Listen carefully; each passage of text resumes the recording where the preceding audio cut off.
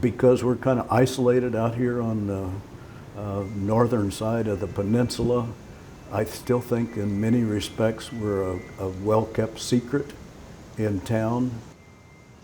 I had no idea about this place and didn't know anything. Then high school came around and I started playing like travel ball and stuff, and I got to play on the field, and I was like, this is pretty cool. Maybe I should like try to get in here.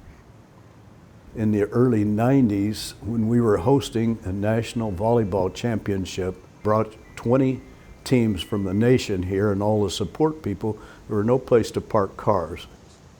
So we would start non-watering on the field so it would firm up, and the field became a parking lot for the volleyball championships.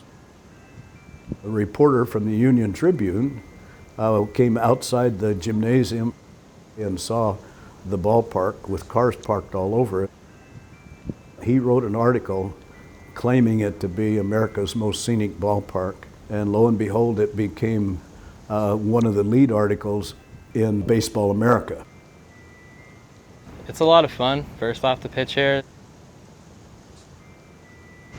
Depends on the day though. As long as the wind's blowing in, because it comes off the ocean, it's going to be a good day. If you think that you can pull every ball, you're not going to be successful here. Got to make sure that you can go the other way. If you go to the right field, it's going to be much more successful than going to left field, because a lot of balls that should be in the gap are going to be caught. A lot of balls that you'll hit off the fence aren't going to go to the fence anymore. So you kind of got to go and base your whole approach on going to right field. The fences are short by college numbers, so teams would come in here and think, we're playing at a little league park, but the prevailing wind off of the ocean adds 20 to 35 feet to the fences, and so now it's a much bigger ballpark.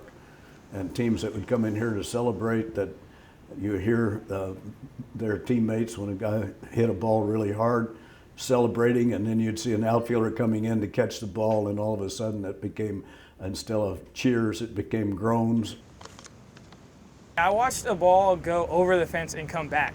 So, I mean, there's times where you're running and you just like start to jog on one and you're like, oh my God, that's a home run. And then next thing you know, it's coming back in the park and you got to throw it into second. So it's definitely more fun than playing on a field where you know where the ball's going to go. It brings excitement every day. I do have a picture that shows this area as a canyon. If you go just beyond the outfield fence, you'll see that the canyon still exists. It just drops off into nothing. In fact, if you're not real careful, if you look for a home run ball in left center field and take too many steps, you could fall 15 or 18 feet into the bushes or whatever might be there. I mean, you can't get any better than this. You got the water behind you, you got the sun shining for the most part. It's really special. It's a good feeling coming down here to play.